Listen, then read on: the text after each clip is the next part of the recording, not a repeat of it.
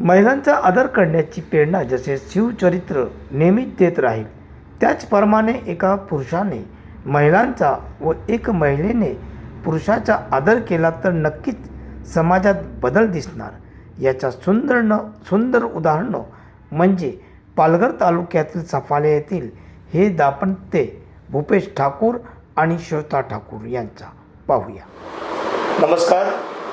विकास समाचारमध्ये आज आमच्याबरोबर भूपेश ठाकूर साहेब आहेत आणि श्वेता ठाकूरची मिसेस आहे. आम्ही त्यांच्याशी बातचीत करणार आहोत. प्रथम तुमचं विकास समाचारमध्ये स्वागत आहे. तुम्ही तुमच्या बाळाला खूप छान घडवलेलं आहे, त्याबद्दल काही शंका नाही.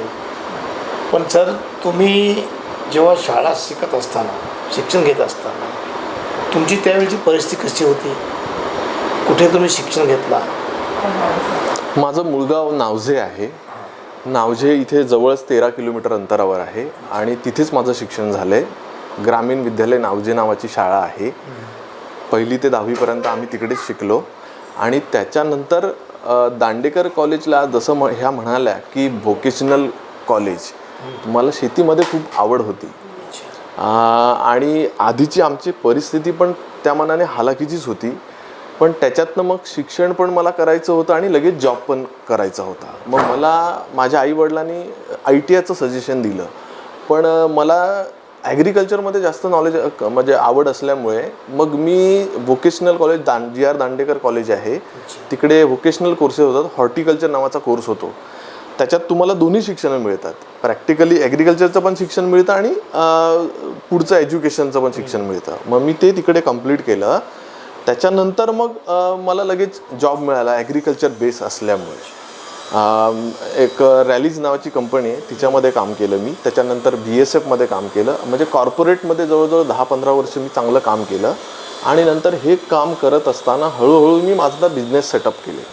मग त्याच्यामध्ये कृषी मित्र ॲग्रो एजन्सी नावाने माझी फर्म स्टार्ट केली. ते कृषी मित्रमध्ये बियाणे, खते, औषधे सर्व मिळतं. मग त्याच्यानंतर माझी नर्सरी ओपन केली मी, कृषी मित्र हायटेक नर्सरी नावाने. तिथे फुलझाडं, फळझाडं, सगळ्या वनस्पती ज्या म्हणतो आपण झाडं, ती सगळी अवेलेबल होतात तिकडे. तर त्या परीने मग हळूहळू आमची स्टार्ट झाली, जर्नी चालू झाली. तुम्ही एक शेतकरीची मुलगी असतील ना? मी शेतकऱ्याचाच मुलगा आहे. वडील वगैरे काय नोकरी करतात? वडील माझे कॉन्ट्रॅक्ट घ्यायचे छोटे मोठे आणि स्वतः शेती पण करायचे. आणि त्याच्यात वडील ज्यावेळेस शेती करायचे त्यासोबत आम्ही त्यांना मदत करत असायचो. म्हणजे आमच्याकडे भातशेती खूप मोठ्या प्रमाणात होत असे. तर त्या भातशेतीचा जेव्हा शाळा संपायची तेव्हा शाळा संपल्यानंतर किंवा मग मे महिन्याचा जो सुट्टीचा पार्ट असायचो त्यावेळेस आम्ही शेतीचीच कामं करायचो. त्यामुळे त्या गोष्टीची आवड होती मला. तुमचं शिक्षण कसं झालं मॅडम? कुठे झाला? माझं शिक्षण डहाणूलाच झालं 12वीपर्यंत. नंतर मी दांडेकर कॉलेजला 13वी ते 15वीचं शिक्षण घेतलं. पण मला आधीपासून सिव्हिल फील्ड किंवा इंटिरियर फील्ड त्या फील्डमध्ये जास्त आवड होती. मग मी 15वी नंतर दादरला ॲडमिशन घेतलं. मग मी डहाणूहून दादरला अपडाऊन करायचे आणि मग माझं शिक्षण तिथेच कंप्लीट केलं. दांडेकर कॉलेजमध्ये तुम्ही शिक्षण घेत असताना तुमची मुलाखत झाली का? हो, तेव्हा अशी म्युच्युअल फ्रेंड होते ते. म्हणजे पण तेव्हा काय असं वाटलेलं नव्हतं की लग्नापर्यंत म्हणजे हे होईल किंवा असं. तर नॉर्मल फ्रेंड्सच होते आणि नंतर विचार जुळाले, मैत्री वाढली. मग त्याच्यानंतर लग्न करण्याचा निर्णय. लव झाला? लव कमरे. हां. अच्छा. तुम्हाला काय आवडतं जेवणामध्ये सगळ्यात जास्त? जेवणामध्ये मला सगळ्याच भाज्या आवडतात, कारण की मी ॲग्रिकल्चरिस्ट आहे. त्यामुळे मला माझे असं स्पेशल एखादी इम्पॉर्टंट असेल ना आपली महत्त्वाची, का मला हे आवडतं असं काहीतरी असते ना? वालाची भाजी मला आवडते. नॉनव्हेजमध्ये? नॉनव्हेजमध्ये मी कधी मच्छी खाणं पसंत करतो. हां. तुम्हाला? मला पण काही आवडतं. हो, असं स्पेसिफिक नाही सांगू शकत, कारण कशा पद्धतीने आपण जेवण बनवतो. कधी कधी साधी भाजी असते पण तिला पण आपण ट्विस्ट आणला तर ती पण खूप टेस्टी बनवू शकते, असं माझं म्हणणं आहे. मी काय म्हणतो तुम्हाला की तुमचं जीवन खूप सुखी जीवन आहे दोघांचं. म्हणजे बघा, कोणताही व्यक्ती कोणाला तरी घाबरतोय. तुम्ही कोणाला घाबरतात? मी माझ्या आईला घाबरतो. आईला घाबरतात? हां. कारण की तिने सगळे संस्कार केलेत आपल्यावर, म्हणून तिची एक वचक असते मला. मिसेसला तर सगळेच घाबरतात ना. सगळेच घाबरतात. हा, ती एक रिस्पेक्टेड घाबरणे आहे. ते डोळे दाखवतात, अजून काय प्रकार करतात, तसा काय प्रकार होत नाही आमच्याकडे. काय हा, मग जनरली तर चुकल्यानंतर मग थोडंफार चिडचिड बोलतात, काय डोळे वगैरे मी श्रवला आता माझी मॅनपॉवर वाढलेली आहे, आता माझ्या साईडने श्रव त्यांच्याकडे पार्टी जास्त आहे ना. बंद का पडतात. तुमच्यावर कधी रागावतात काय? हा, पण जास्त नाही, कारण त्यांचा नेचर कसं आहे, शांत स्वभावाचे आहेत ते. नॉर्मल म्हणजे असं कधीतरी वाटलं तर. पण लग्न झाल्यापासून कधी भांडण झालं दोघांमध्ये?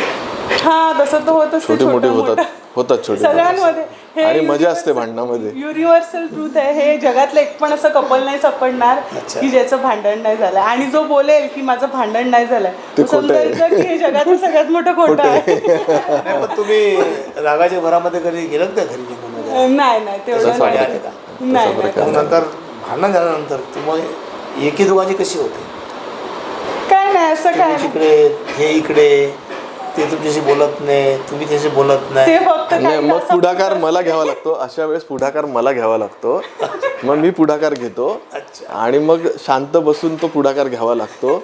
मग निवळतं सगळं.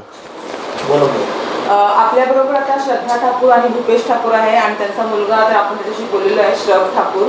तर त्यांचं लग्नाला किती वर्ष झालेली आहे आणि त्यांचे संसार कसं चाललंय, आणि एक नवरा बायको म्हणजे हजबंड वाईफ जे आयुष्य जेव्हा जगत असतात तेव्हा त्यांच्यामध्ये अंडरस्टँडिंग किती गरजेचं आहे ते पण आपण त्यांच्याशी जाणून घेणार आहे. आणि खरोखरच घराचं वातावरण त्यांचं खूप सुंदर आहे, खूप चांगलं आहे, खेळीमेळीचं वातावरण आहे, आणि मुलांना असे संस्कार देणे, त्यांच्यावर असे संस्कार घडवणे हे किती महत्त्वाचं आहे आपण जाणून घेतलेलं आहे. आता आपण त्यांच्या पर्सनली लाईफविषयी जाणून घेऊया. काय बोला, तुमच्या लग्नाला किती वर्ष झालेली आहे? आता या एप्रिलला 9 वर्ष होती. 9 वर्ष होती या एप्रिलला. हो. अच्छा, मग तुम्हाला असं म्हणजे मी एक सांगते, म्हणजे एक आव्हान म्हणून की लग्नानंतर आपल्या हजबंड आणि वाईफमध्ये, नवरा बायकोमध्ये अंडरस्टँडिंग किती गरजेचं आहे? 100% गरजेचं. खूप गरजेचं आहे. हां. तुम्ही कुठून येता, किती एज्युकेशन आहे, काय जॉब करता, त्याच्यापेक्षा तुमचा स्वभाव कसा आहे ही महत्त्वाची गोष्ट आहे. जर स्वभाव चांगला असेल तर सगळ्या गोष्टी जुळून येतात, नाहीतर अदरवाईज किती पैसे असो किंवा एज्युकेशन घेतलेलं असो ते मग मॅटर नाही करत. मग तुम्ही एकमेकांना खूप समजून घेताय. भूपेश ठाकूरला आपण प्रश्न विचारूया की एक स्त्री जी आहे ती लग्न करून आपल्या घरी येते, तिच्यावर कसं रिएक्ट करायला पाहिजे, कसं तिचा सांभाळ करायला पाहिजे, काय बोलतात? ॲक्च्युली ती एका दुसऱ्या घरातून आपल्या घरात येणार असते आणि तिचा पूर्ण विश्वास ती आपल्यावर टाकणार असते, आणि ह्या विश्वासाला कुठेतरी सार्थ जाणं खूप गरजेचं असतं.